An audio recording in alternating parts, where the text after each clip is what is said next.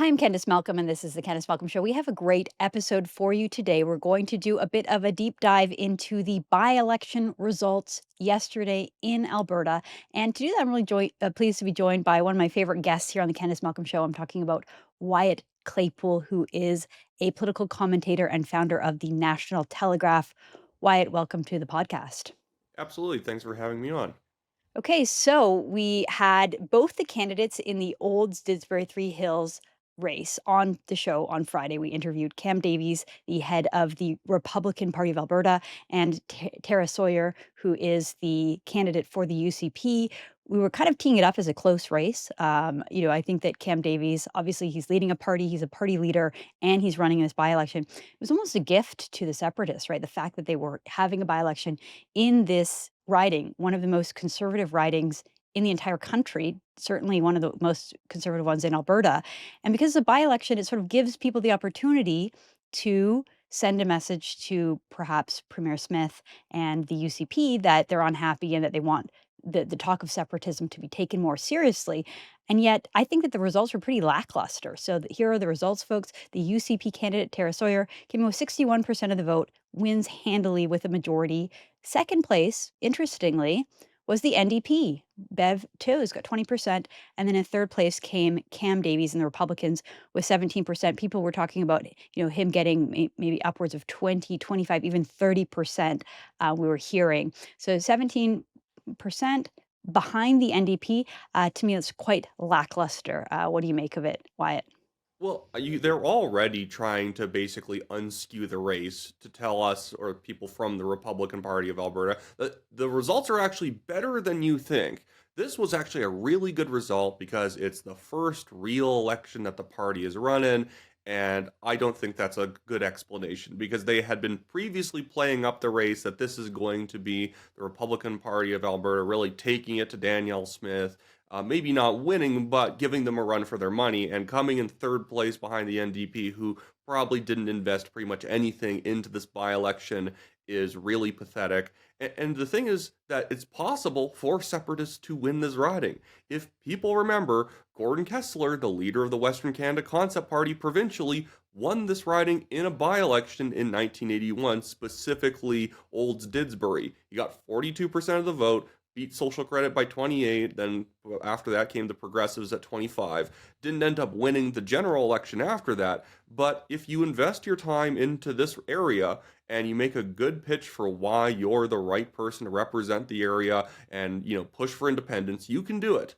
I think that the entire campaign that the Alberta Republican Party ran felt too much like an anti-UCP campaign rather than a pro-independence campaign. And it's a common problem with the independence movement in Alberta, oftentimes being disgruntled with the UCP and being in favor of independence kind of muddle together. People who probably wouldn't have run against them end up starting new parties in order to supposedly push for independence, but it's really like an anti-PC or an anti-UCP kind of move. Yeah, I got that impression. I interviewed Cam Davies and I can see the appeal in the idea in, him himself. He's a well-spoken young man and he has, good ideas or ideas that I'm sympathetic to. And yet when I interviewed him, it did feel like almost a little personal and petty to me. Like he was talking about how his concerns with Premier Smith were about like procurement and he was complaining about COVID era policies. It's like, hello, Danielle Smith was not the premier during COVID. She was actually one of the most vocal critics of it, and so much so that Premier Kenny, the person who was who was a premier during COVID, got removed by his own party, right? So to me, that just seemed kind of off message. I also think that calling the party the Republican Party, I mean, look, like I like the Republicans. I think that the Republicans are the better party in the United States. And but I don't think that that's the mainstream view in Canada. I think even conservatives don't necessarily see themselves like Republicans. And so using that name, the color red, right? In Alberta, everyone sees red as liberal red. So I think that there were just some very sort of surface level errors. And then if we go across the rest of the province, so we said there's 3 by-elections last night. There was Edmonton Ellerslie, which is a southern riding in Edmonton, and the NDP ran away with this one with 50%. The UCP got 38%, and the Republican in that riding only got 3%, right? And then Edmonton Strathcona, the other one that we had our eye on because NDP leader Naheed Nenshi was running in that riding, he won. Edmonton Strathcona, again, that's a small riding at the University of Alberta. So this is like the most socialist part of Alberta. NDP leader Naheed Nenshi wins with 82% of the vote. Unbelievable. Those are like Rachel Notley levels, a huge resounding victory up there. And interestingly, the Republican candidate in that riding only got 0.7%. So I don't know, maybe a few dozen people voted for the Republican. The UCP got 13% in that riding. So, there was basically no showing for the Republican Party anywhere outside of this one riding in Olds. And I don't know, do you think that this is a good enough showing for the party to continue? Do you think Cam Davies will stay on as leader? And what do you think about the resounding victory of the NDP in Edmonton Strathcona? Well, with Edmonton Strathcona, just to start off with, that's a riding that even when the NDP used to only win one or three seats in an election, they would always win Edmonton Strathcona. It's not surprising. I guarantee the UCP didn't put more than, just buying the standard amount of signs they usually buy for the opponent of the NDP leader in that sign to go, just put them up, do a good showing, and that's it. I guarantee the UCP candidate didn't think they were going to win. And but yeah, it doesn't really mean much. It's a riding that last time the NDP didn't win it was in 1992, and in fact, that was the Liberals winning it. Last time the PCs won it was 1982. It's been a bit of a while. And so when it comes to, I guess, what this it doesn't really mean much when it comes to that riding. Edmonton Ellerslie, the NDP did drop 11 points. The UCP gained a couple points, and the Republicans gaining 3.4% or whatever at least demonstrates that there's maybe more of a vote on the right in that area in general. I don't take too much away from it. By elections can be very strange results compared to actual general elections. And that, again, is the problem for the Republican Party of Alberta. It's easier to post a good result in a by election. Just again, look at Western Canadian Concept in 82 winning the riding. It's harder to translate that to an actual general election. So they were in an idealized circumstance. And not only did they not win, they came third place. And then when you go poll by poll, they didn't even win a singular poll. You would expect that maybe in a very deep rural area that they would be able to drive out, 150 people for their cause. It's a small poll, so maybe that's the majority. They just couldn't even do that. And so, what I think this is going to do the Republican Party of Alberta is that it's a good enough result. I think the result is very specifically 17.6%. They can say, hey, it's a great first time showing, and they can probably raise money from the usual suspects that will donate to something like this. But I think Cam Davies is probably going to find himself in a bit of a leadership struggle for the next year or so because I think he's proven he's not the charismatic leader who that we're always talking about in Alberta that separatism is one charismatic leader away from happening. I don't think it's Cam Davies. I don't even personally dislike Cam Davies anyway. We have to protect our local political characters in Canada, and he's definitely a political character. But yeah, there was just nothing about that campaign that demonstrated to me that that there's traction because they keep talking about polls showing separatism is at like a popularity rating of 45%. One, those polls tend to be one-offs. If you look at Janet Brown, who's the most accurate pollster in Alberta, and some of the others, they're showing around 32%. And even then, some people like the UCP more than they like the very risky chance of trying to go for an independence party and potentially throwing another government to the NDP, who's definitely not even going to let you put forward a citizen's petition. So I think that's kind of where we sit right now. The party's probably going to keep being around, but especially their Edmonton Ellerslie result of 3.4%. I don't think it's going to scare the Conservatives too much because that's 3.4%, and we saw the Republicans actually paying for door knockers to go around that ride. Like almost half a dozen people. At least they went around one time, and they could still only achieve that very small result in an urban area. Well, that was gonna be my question. I mean, we didn't see the vote splitting that some were concerned about, but if you're Premier Danielle Smith this morning looking at these results, right? Like, I know Premier Smith herself is not a separatist. She's been quite clear about that, that that's not the path that she wants. She wants more independence, more sovereignty, but not separation. But obviously there are people who are separatists within her own party. And I think that the fact that she changed the threshold for the Citizens Initiative Act made it more possible to have a referendum. She's obviously listening to those people. But I'm wondering if, if you're in the premier's office this morning, if you're the premier yourself, what do you think they're thinking? Are they happy? Are they relieved? Are they nervous? Like, what do you think this by-election result tells them? Oh, I think they'd be very happy. I think that this result demonstrated that they basically can hold on to everything they have, even making some small gains in Edmonton. Maybe the Edmonton Ellerslie result is going to reset back to what it was in 2023. But the Republican Party of Alberta is at probably at best in a general election going to perform like the Wildrose Loyalty Coalition performed in this by-election or during the last general, or the Solidarity Movement ended up performing. A lot of these, like a lot of candidates for a party like the Republican Party, were probably scared away from actually joining them, knowing that this is not going to be an easy ticket to getting into office. If anything, like you were saying about the Republican branding, it could end up being toxic for you attempting to actually make the case for you as a local representative on a pro-independence ticket. You could probably just run as an independent running on independence and do better, because at least you're just running on your own brand. You're not having to confusingly go door to door and explain that no, we're not the American Republicans in the wrong county. We are in fact a new like Alberta based party. I remember Cam Davies even mentioned that that had become a problem. A lot of people not realizing that we mean republic in the very strict definition of what a republic is. We're not the Republican Party of the United States.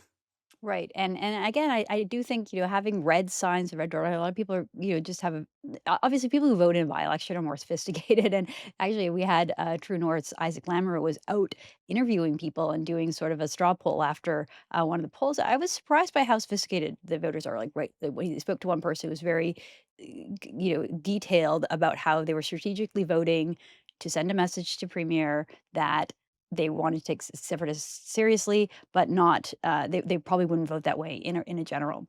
Anyway, I do think that having the red signs, a lot of people in Alberta, see the red signs, they see red, they don't want anything to do with the federal Liberals. I want to change gears a little bit here with you, Wyatt, and talk about what is happening in the Middle East with Iran and Israel. We're going to talk about President Trump's comments this morning, which were wild. Talk about Mark Carney, and I want to focus in a little bit later in the show on the sort of useful idiots. We did an episode last week on the useful idiots in Toronto and Canada that are just supporting the wrong side, right?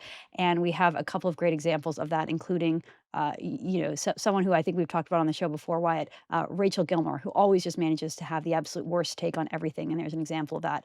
So let's start with President Trump speaking this morning. This is Tuesday.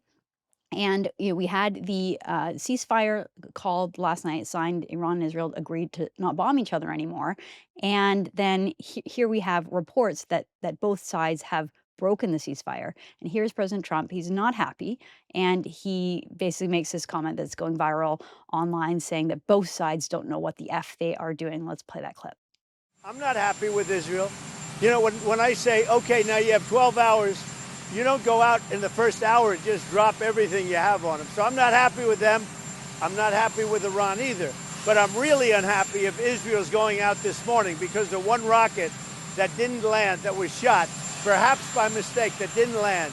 I'm not happy about that. You know what? We basically have two countries that have been fighting so long and so hard that they don't know what the they're doing. Do you understand that?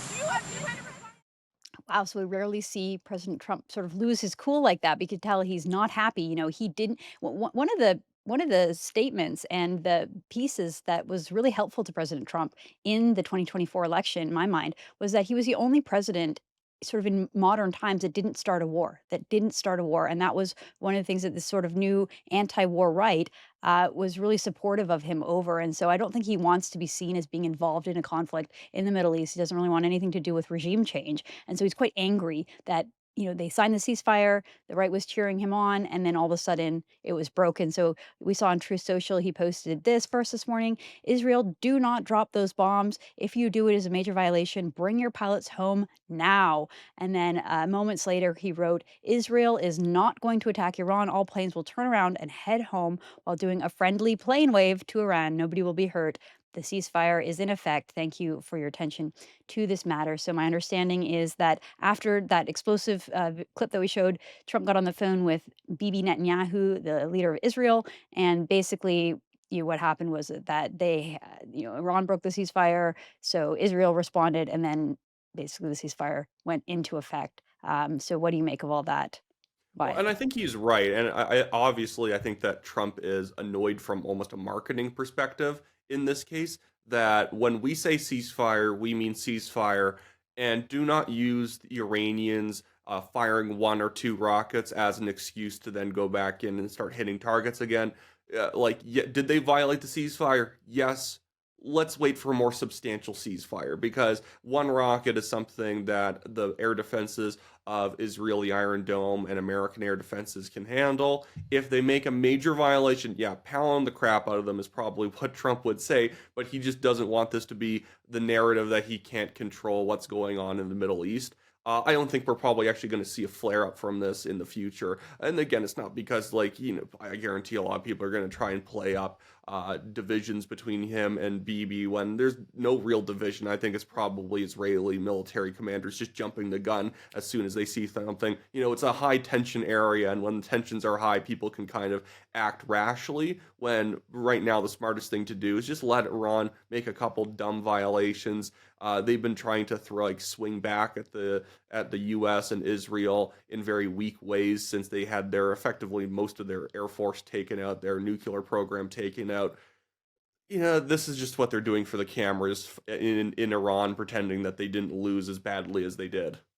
Right. Well, we're going to do a bit of a deep dive into this topic tomorrow. I'm going to move on from this, but certainly, interesting to see how President Trump has handled that all. I want to go to Mark Carney, Prime Minister Mark Carney, because he did an interview with CNN's chief international anchor Christine Amanpour, and he made this comment.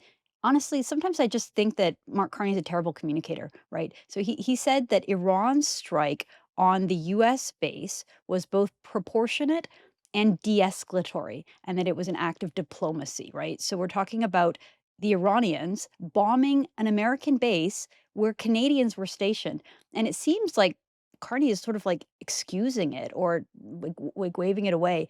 Let's play that clip and then I'll get your response to it, Wyatt. The military action was also a diplomatic move by Iran. It was, we never welcome, obviously, hostilities and reactions, but it was proportionate. It was de-escalatory. It gives an opening for diplomacy. I think that's the right way to put it. And the question is, does that diplomacy really get traction and move to ending this risk of nuclear proliferation? And does it lead as well to a broader ceasefire in the Middle East, including in Gaza? So it's sort of weird to say that when your enemies bomb you, it's an act of diplomacy and it's de-escalatory. I think maybe he meant the fact that there was advance warning given and that no one was hurt and that it was just sort of an act to show their own people that they were fighting back, but it wasn't designed to actually hurt anybody. I guess that's what he's talking about. To me, I just get Justin Trudeau vibes that he's just like not a serious person, doesn't really know what he's talking about. I want to also show you this clip, Wyatt. He was speaking at a EU-Canada summit in Brussels. And, this is like Mark Carney, like in his heaven, right? Like he loves the European Union. He loves being around these Eurocrat types. And here he is applauding the Europeans, talking about creating a new world order together.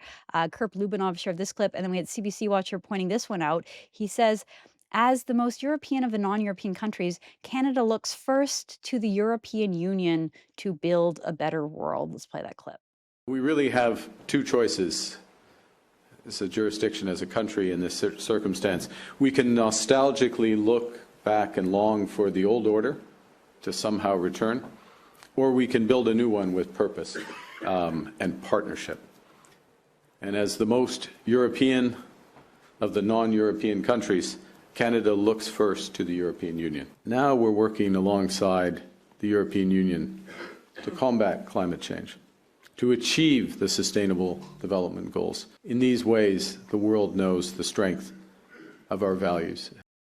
Yeah, so I don't think, look, I agree that Europe is the birthplace of our civilization, right? And when it comes to Western civilization, we look to Europe for that. But the European Union is like everything wrong with modern democracy, right? It's just turned into like a huge bureaucracy that wants to control every aspect. They're overzealous. They have no respect for freedom of speech. They allow for the complete Islamification of much of their society. Like everything about the European Union to me is the exact opposite of the direction that I would like our country to go. And so again, to see Mark Carney on the world stage like this, pointing us in the wrong direction, this is of great concern to me. I just want to show Stockwell Day's response to all of this. So he's a former leader of the opposition in Canada. He writes, in Canadian history, no PM has so radically and swiftly shifted the sovereign priorities of Canadians to Europe without debate or mandate, aligning us with economic and social policies that are crushing the EU while declaring shared values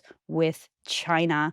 And then, of course, the CBC News is cheering this all on. I completely agree with that take. What do you make of all this, Wyatt? Well, what a stupid week to be making these sort of statements in as well. It's the biggest policy win or foreign policy win for the old order that's been done in probably the last 10 years, 20 years, destroying the Iranian nuclear program and basically pushing that terror state to the brink of collapse. We have the United States, who has a better economy than us. They have, more respect on the world stage naturally. And now we're going to be talking about how we need a new world order and we need to be more like the EU, who's been cowering during this entire situation. They've been letting the Americans lead on Ukraine. They've been letting the Americans lead on the Middle East because they're useless. They combined could maybe compete with American power, but they don't. And that's the problem, is that Carney is very much what I would consider an aesthetic kind of moderate when it comes to foreign policy. The idea that the attacks by Iran on the American base are de-escalatory, and it's demonstrating their keen eye for diplomacy. You will know someone is a dullard on foreign policy if they constantly talk about escalation and de-escalation. Everything can be just summed up by who's escalating and who's de-escalating, without any eye to who's right and who's wrong here. But it's just the very morally relativistic world that Mark Carney lives in. I understand that the context is that, yes, Iran didn't go all out, and so this is kind of a bit of an off ramp. They didn't go all out because they can't go all out because they got stomped to death by the Americans and the Israelis. But I guess, Ayatollah Khomeini is being very, nice, and he's trying to play nice. He doesn't have the toys to fire off the Americans, and that's why he fired like 6 Scud missiles at them. Right. It's just a safe face. And people who can't tell the difference between the West and Iran. Look, my husband was born in Iran and his family fled that awful dictatorship, right? It is the worst combination of radical fanatic Islam and communism socialism. And so, the people who have come to Canada to flee that regime will tell you the stories. They will talk about how awful it was and still is today. And people who can't tell the difference morally between a backwards dictatorship like Iran, and the people who are trying to keep the world safe from the predations of the mullahs and the ayatollah. Like those people shouldn't be taken seriously. And we're going to talk about a few examples of those. So there was a couple of demonstrations in Toronto over the weekend. The first one was the good guys, Persians and their allies in Toronto demand for a free Iran, free from Islamist rule. This is Juno News reporting. Over 200 Canadians, many from the Iranian diaspora community, gathered in Mount Glassman Square. This is really interesting, right? Because people who fled Iran, they're Muslims, right? They are Muslims living in Toronto, living in Canada. And yet, when they go to their demonstrations, you'll often see Israeli flags, right? And so that's a kind of off, right? Most of the Muslims and the Islamists that are in Canada hate Israel, right? When you see the Palestinian marches, they're very anti-Israel, and yet here you have Persians that are pro-Israel, and they actually are applauding the acts of Israel. I spoke to people in the Iranian diaspora community myself who don't want a ceasefire, right? They want the Americans and the Israelis to finish the job and take out the evil mullahs and the Ayatollah. And so it's interesting just to see, these people at this flag. You saw Conservative MP Melissa Lansman was there, former PC MPP in Ontario, Goldie Gamuri, was there as well, promoting this idea that they want to free Iran, that they want the regime to be toppled, they want regime change. And then countering that, Wyatt, we had these crazy people at this so-called Hands Off Iran protest. This was organized in part by QP Ontario and their president, Fred Han, who just sort of seems like a confused, useful idiot on these issues. But the thing that was really shocking to me, Mark Wickens pointed this out on X, an image of a person holding up, there's two of them actually, a man and a woman, holding up a picture of the Iranian Supreme Leader, Ayatollah Khamenei. This person is a maniacal like murderer, right? This person has overseen so much pain and trauma and murder in Iran. And yet in Toronto, you have regime apologists holding them up. Again, when I show pictures like this to people I know in the Iranian diaspora community in Toronto, they're horrified. They're like just absolutely horrified. Why are these people in our country? Well, look at this woman. Look at this woman. It looks like she's wearing, it appears to me that she's wearing a Rolex watch. Like I'm talking about like a $10,000 watch, right? Holding up a picture of a deranged dictator that has punished his own people, right?